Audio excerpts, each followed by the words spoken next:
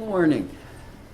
Well, we continue with our overview of Job this morning, or maybe I think sometimes our overview has become mini contextual studies, but that's quite all right.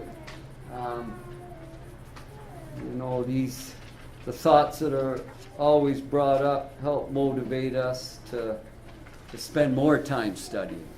So there's nothing wrong with that. Well, now last week I think we ended with this slide, and today we're going to pick up with the content of Job. And the first thing that we're going to look at within the content of Job is human suffering.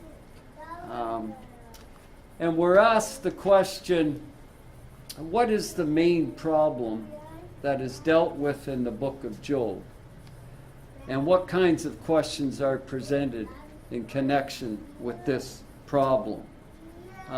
As we saw by our slide just before that pretty much answered our first part, didn't it? Job and those living in his time, as we said before, struggle with the same questions about suffering as we do. Why is there so much human suffering and pain allowed under the presence of an all-powerful and loving God? Gord? Oh, did you? Yeah. I feel it all goes back to Adam and Eve and free will. Because sin entered the world, and we're no longer sheltered like Adam and Eve were before they ate the tree of good and evil.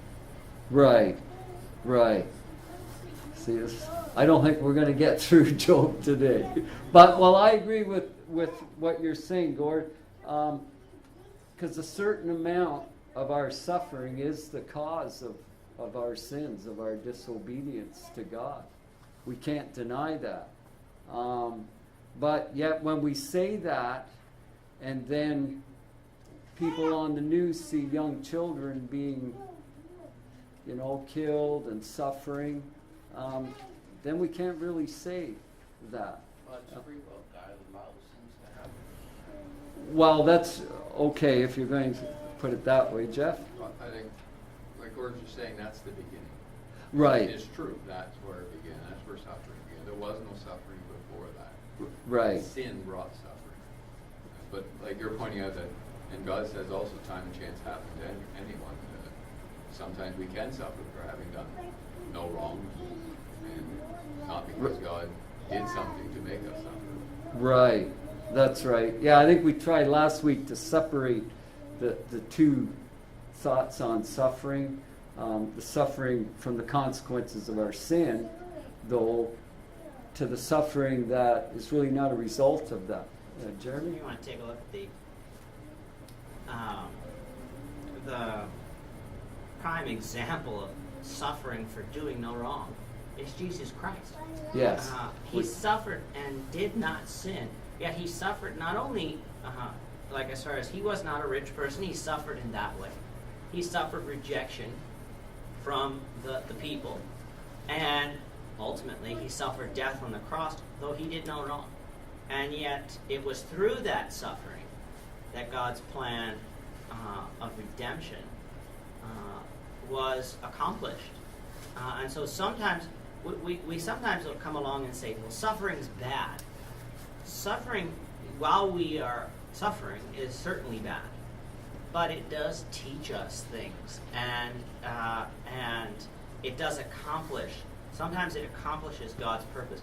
God here allowed Job to suffer, but by the hands of Satan. But through it all, Job kept the faith. God was vindicated. Satan had come to God and said, if you allow him to suffer, he will curse you. Satan was wrong. God was vindicated. God knew Job's character. And so through it all, Job's faith remained strong and probably was stronger because of it. Just some thoughts. Mm-hmm. Right. That's right. And that point we kind of go over that point a fair bit, which I think is good for us, though, because when we do suffer, as I just point out here for a minute, the questions are raised all through the book of Job as to whether or not suffering is divine punishment for sin, whether or not the righteous should be allowed to suffer, and whether or not God really cares for and protects those who serve Him, and also whether or not there is any profitable purpose involved in suffering. And we spoke, like Jeremy just reminded us of what we spoke of last week, as Christ being the example, the greatest example of that. Gordon? I think sometimes we need to focus on the bigger picture, where our reward is in heaven, not on earth. As tragic as a child's death may be, they're saved. There's a blessing in that. Whereas if we die, knowing the truth, at that age of accountability, and we're not serving the Lord, it's tragic for us. Right. Right? So we got to look at the bigger picture. Exactly. See, we've picked up a lot looking at Job. Jeremy? And Paul says in Romans 8:18, "For I reckon that the sufferings of this present time are not worthy to be compared with the glory which shall be revealed in us." Yes. That Paul takes suffering and says, you're going to suffer now, you may suffer now, but don't lose heart, because the hope that you have, the suffering that you suffer, the glory that you will receive later is going to be greater on the other side than all the suffering that you suffer. Right. And so keep the faith. Right. And we know that as Christians. But before we came to that stage of confessing Christ, of understanding why He died for our sins and our need to change, these thoughts, we would have shared these thoughts with the rest of the world, with suffering, because we consider ourselves, even when we're not right with God, beforehand, before we're right with God, our pride allows us to consider ourselves as fine. That's our pride. We consider ourselves as what we are doing is right in our eyes, and why do we suffer? And we've witnessed that throughout the book of Job, though, the question that always keeps popping up is, why does the righteous person suffer and the wicked seem to prosper so well? And I don't know about you, but I mean, that thought comes to my mind a lot of times concerning the wicked.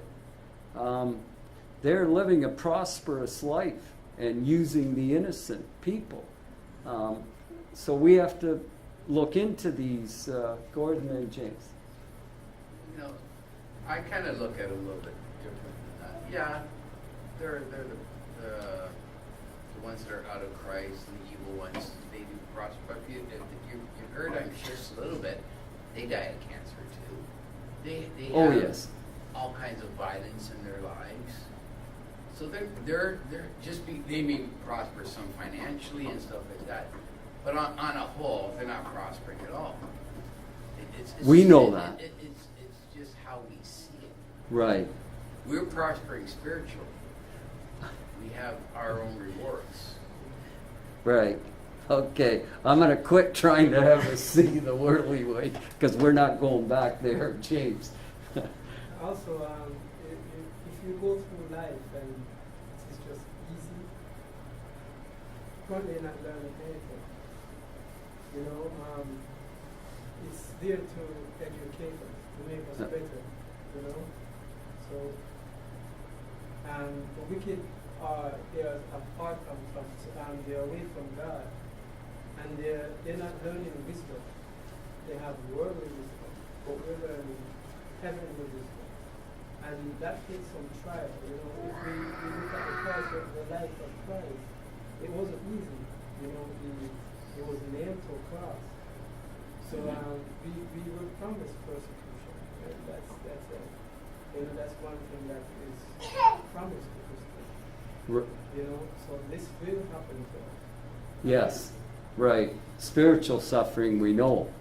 Yes, I Jeremy? think where you were going with this, though, was to say that a big hurdle people have to get over in order to become a Christian is answering a question of why do we suffer? Because it's so Yes. easy. It's so easy to come along and say, well, the God of the Bible claims to be this righteous God, claims to be this loving God.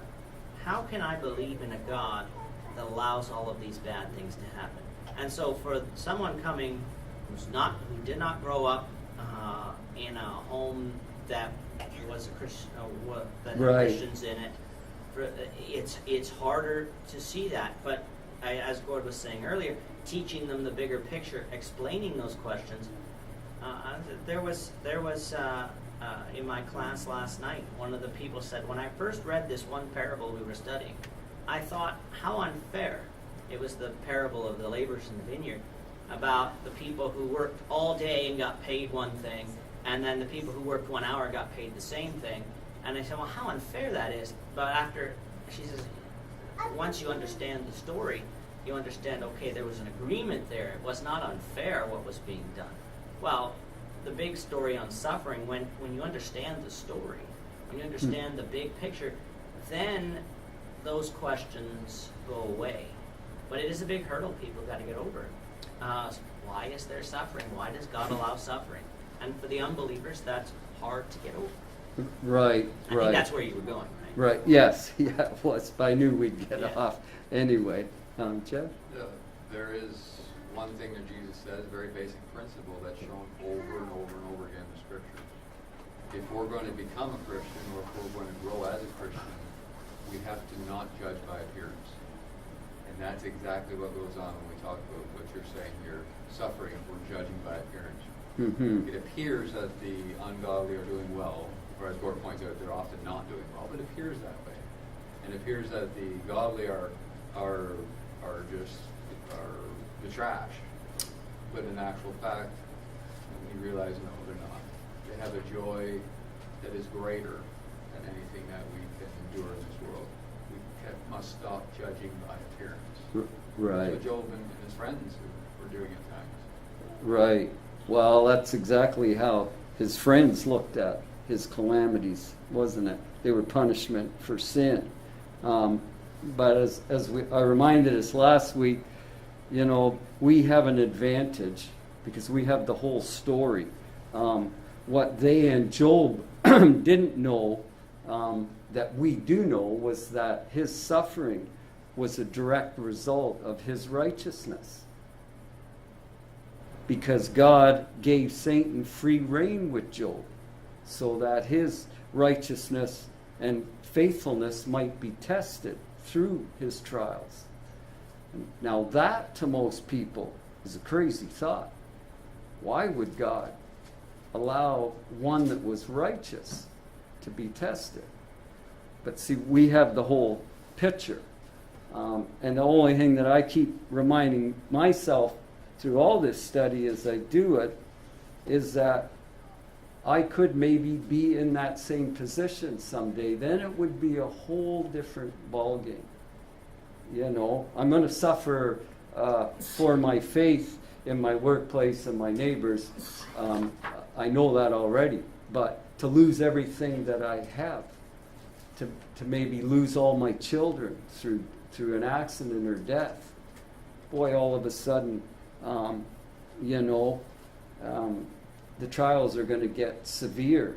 And Job, though, what I remind myself, though, is that Job portrays, even though he doesn't have the answers at the time, because we see that he questions even the fairness of his suffering. He questions that. But he always shows the proper attitude of righteousness while he was suffering through there. We read that in chapter 1, verse 20 to 22. And through his suffering, we see that he never curses or denies God. The very thing that Satan said he would do, didn't he? Satan said that, you take away what you've blessed Job with and he'll deny you. Jeremy? It shows that Satan is not all powerful. Right. not all-knowing. Sometimes people think, well, Satan is the opposite of God. He's just on the evil side. No, he's not. Satan is created just like we are. Right. And he chose to rebel.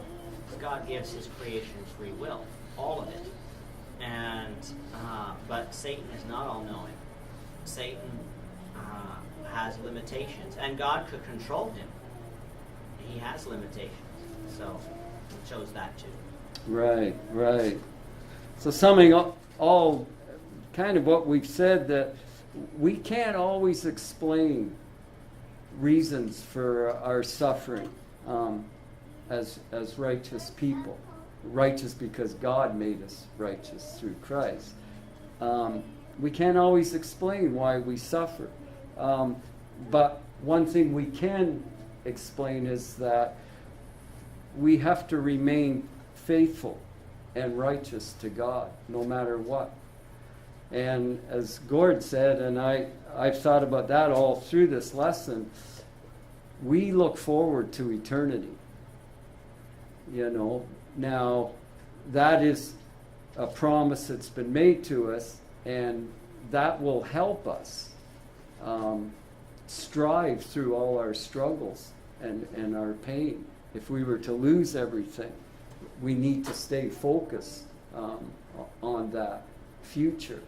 And that will strengthen us to push on. And how God deals in between that time, you know, we really don't know.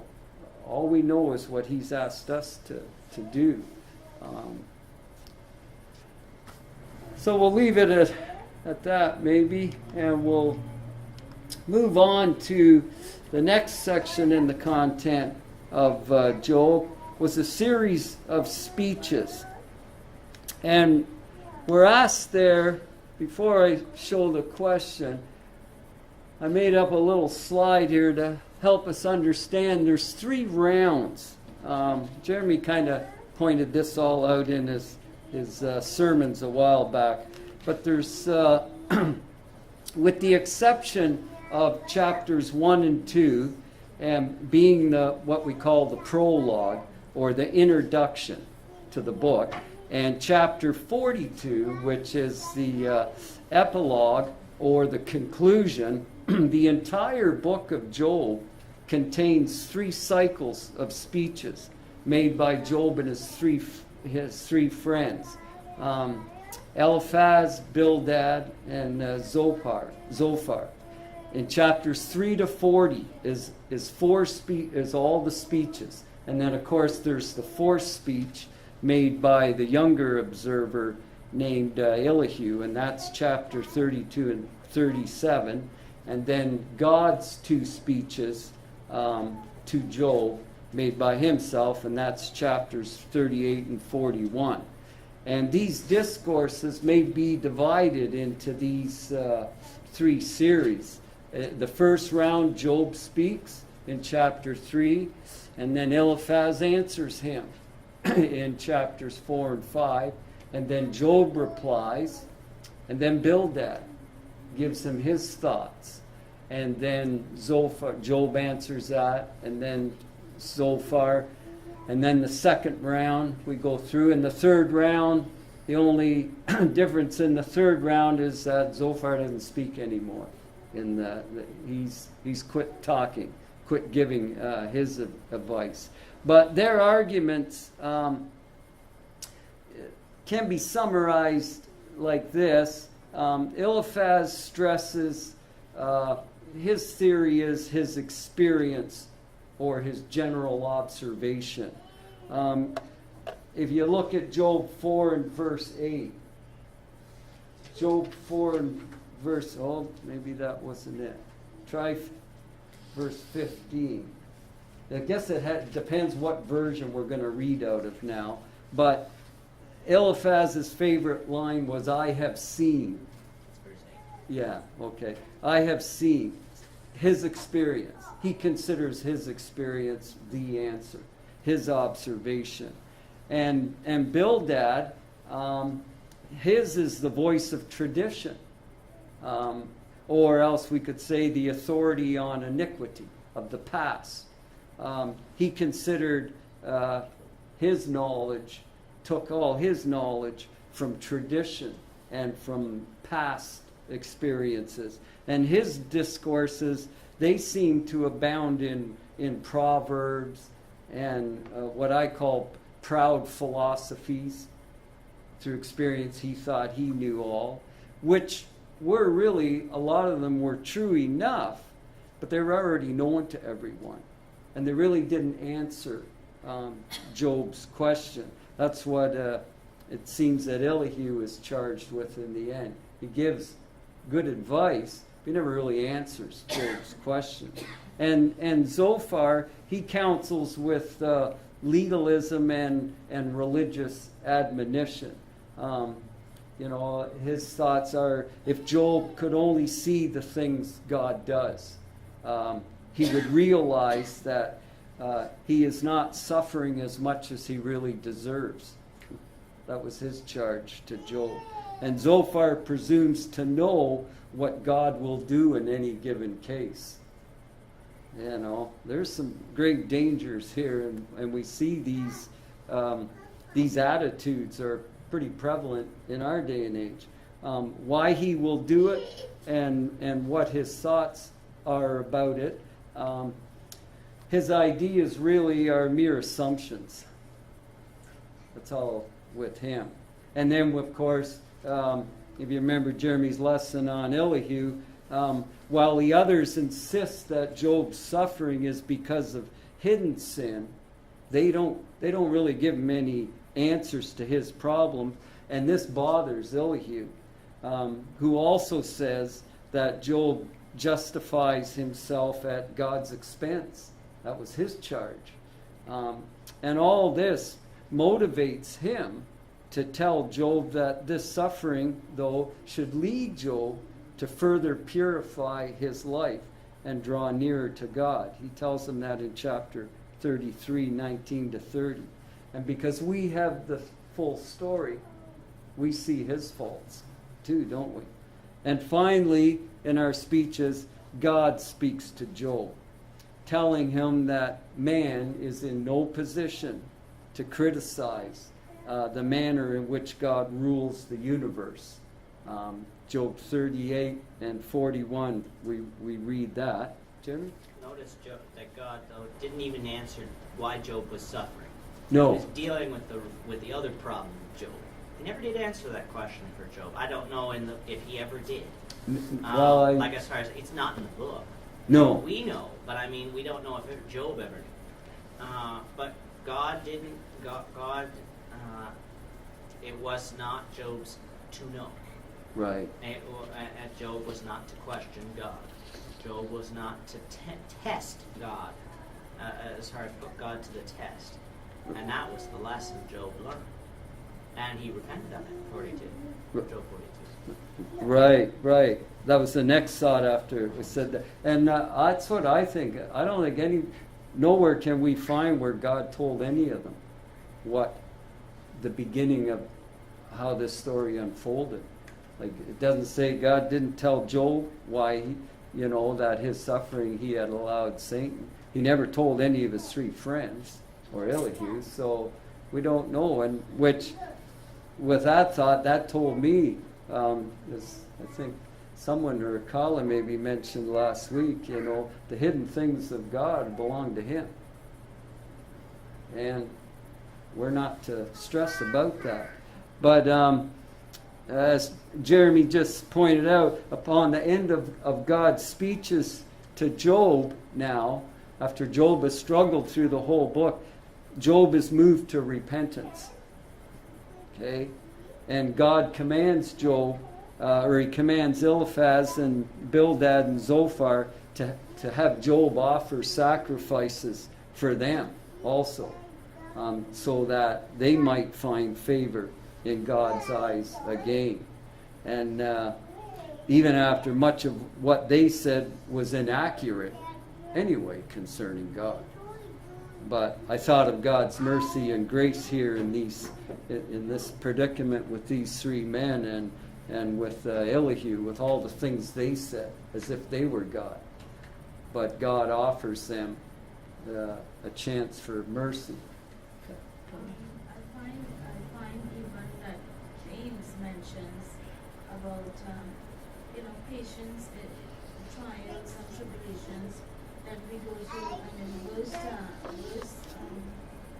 10 and 11 it says, James 5, 10 and 11, as Right. an example, brethren, of suffering and patience, take the prophets who spoke in the name of the Lord. We count those blessed who endured. You have heard of the endurance of Job and have seen the outcome of the Lord's dealings, that the Lord is full of compassion and is merciful. So, it didn't explain why we're suffering per se as such, but bet your bottom dollar, he's merciful, he's compassionate, he's going to see you go through everything, and it's for our growth, Right. and ultimately for his glory. Yep. So if we endure, that's really what we are asked to do. We're not promised anything else. To be faithful to the end, Exactly. Keep them thoughts, because that question comes up at the end. That's our last question. But you're right. But as I said, ultimately we see the blessing in Job's suffering. But again, we have the whole story. What we need to do is to keep that understanding and feeling, in case when suffering and struggling times and trials hit us. Because like we said last week, when the shoe's on our foot, all of a sudden our faithfulness is really challenged, more so than it is at the moment or in good times. And so the next thought in the content of Job is God's greatness versus man's limitations. One of the main themes of the book of Job is the contrast between the greatness of God and the frailty of man. Jeff? Yep. What we were just talking about, it just reminds me that always the just live by faith. Whether it's the Old Testament or the New Testament, none have had a better advantage or less of an advantage. God has given us enough in whatever age we lived in to live by faith, act faithfully. But we have never needed to know all things. We just need to know what God wants us to do. Right. And that's why the book of Job is in the scriptures, isn't it? Because how else will we handle suffering if we don't have examples? Along with God's promises, God's been kind enough to give us these examples that we can say, well, if Job could do it, then I ought to be able to do it.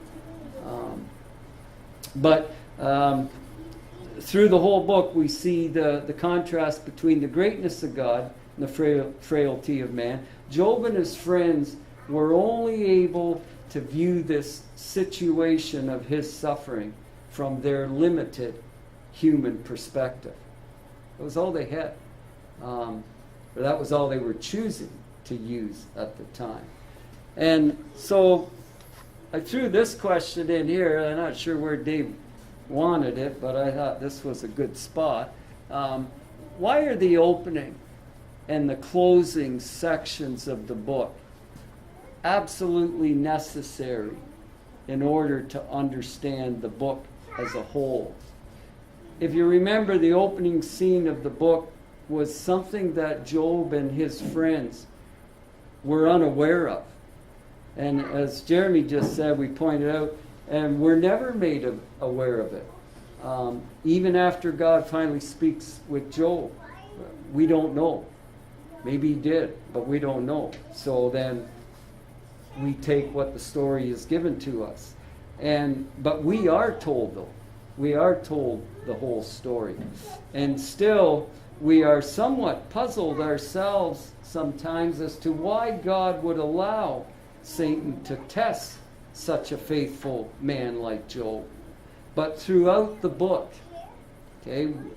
as we begin to learn and understand, we are reminded of God's greatness and our inability to contend with or challenge God as if He were our equal. We come to that conclusion.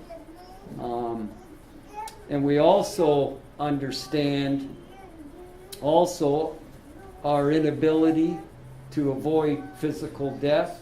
I just took this, I thought the way Dave summed up this section on God's greatness, I just took him almost word for word. I appreciate just the way he laid that out. But we understand our inability to avoid physical death. There's nothing we can do to stop it. Our inability to comprehend neither God's incredible power. How do we come to grips with this and how our God is? Nor His wisdom. And I thought maybe I'd point out here, in case somebody jumped on me, only reason we come to grips with His wisdom is because He's delivered us. He's recorded for us His wisdom. And through reading and studying then we understand and we learn.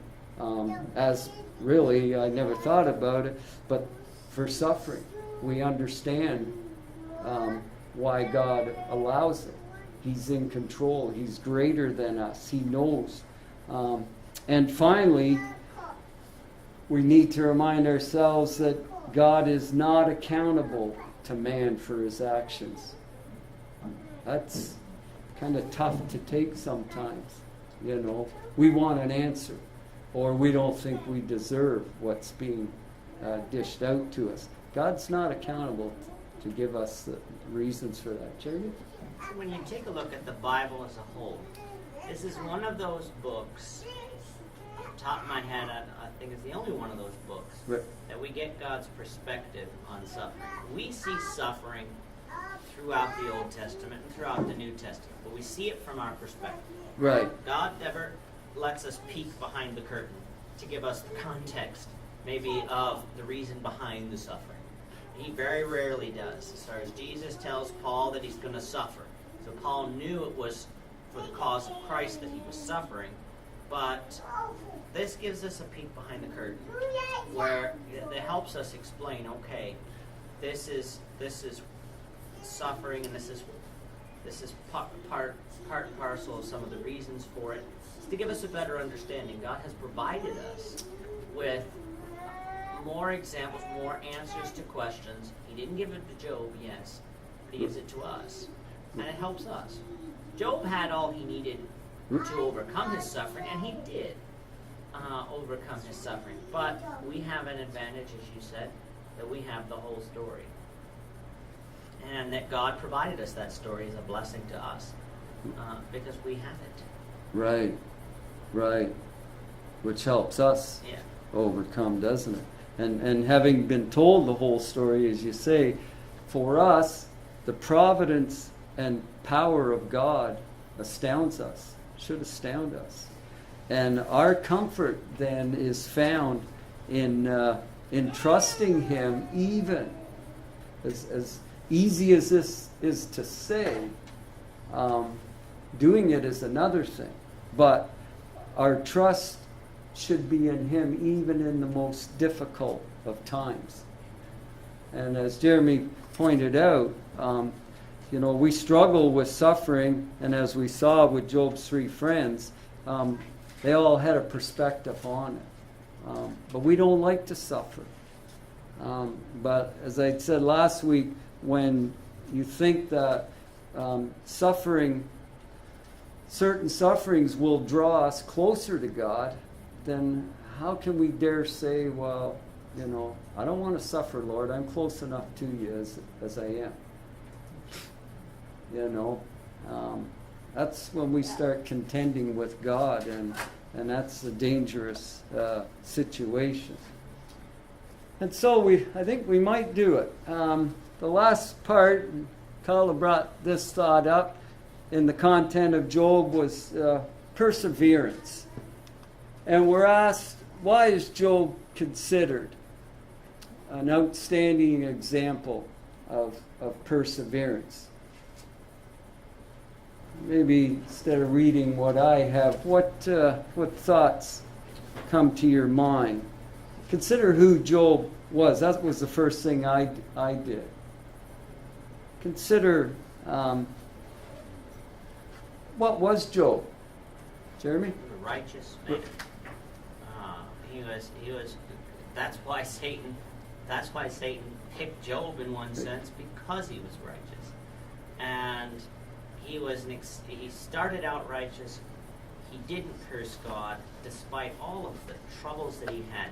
Yes, Job had his problems just like every one of us do, but his faith in God. Even when he questioned God, he was saying, I don't know why God's doing this, but I'll trust in God. Right. Like, as far as he had half the equation right, trusting in God. Right. He didn't have that first part right, but I'm going to trust in God. So Job was an example of faith. He was an example of faith that didn't change. That it wasn't what I call a sunny day faith. Right. As far as it wasn't faith in the good times and not in the bad. It was. That's why he persevered. Persevered is to get through our troubles, and it worked patience. Right. 2 points there Jeremy made. The second one I hadn't thought of putting down, but I should have put it in there too. We remind ourselves first, Job was a righteous man. He wasn't a worldly man. Job was righteous, and he was blessed with 10 children. He seemingly was doing everything that God had asked him to do. Job offered sacrifices for his children. That's how much he worried about his children. He was blessed with children. And the Lord has given husband and wives that blessing of having children. He had numerous possessions and great wealth. And he continually worshiped the true God of heaven through all that. And then overnight, if you will, all his possessions were taken from him.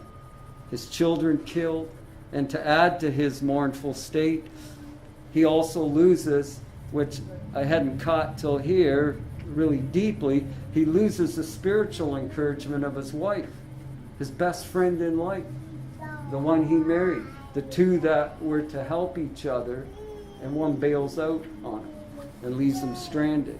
And what state of mind would we be in if that were our case, if this were our situation? And rather than I thought of committing suicide, because how often do we hear in the news today of people losing their wealth, not their families or their children, they just lose their money. What do? Jump out of buildings. Or forsake God. He didn't forsake God. He clings, actually we see that he clings more closely to God. And as Jeremy made the point, and we brought it up earlier, we can have questions. And we struggle with those questions. But we see by Job's example, that's fine, but we know who to go to find out the answers. And we know who not to get too far away from. And is it any wonder that the Bible holds Job in this verse in high regard for his example in perseverance in times of troubles? The story of Job opens with an unimaginable test of perseverance, but it ends in victory, doesn't it? It ends in victory and prosperity. God gave Job back what he had. And then our last slide, of course, was our outline of Job, the opening and the speeches. Without the opening and the closing, this would be a pretty tough book, wouldn't it? But God has blessed us through giving us the opening and closing. And so just for concluding that, we thought that this may be the oldest book in the Bible. We kind of presume that since all its discussions of right and wrong, there's no reference made to the law. But in dramatic dialogue in this book and in Hebrew poetry, the great suffering Yet righteous Job contends with his friends about the reasons for his affliction, only to be taught at last by the Lord to accept his sovereign will for Job. And this truly, I think, is wisdom scripture at its best in this book. We'll let Gord close the class. To sum it all up, would we pass the same test under those conditions? The which? Would we pass that test? Well, that's, I was, If we went I'm afraid to answer that. It's a sobering thought. It is. It is. You know, like I say, I learned through it the challenges that I suffer for what I believe are a far cry from if I was in Job's position of losing everything I had. You know, money, family, but through, like you said earlier, even at the beginning of the class, we got to take the big picture and focus. Huh? Yes. I think the last comment there was a sobering thought.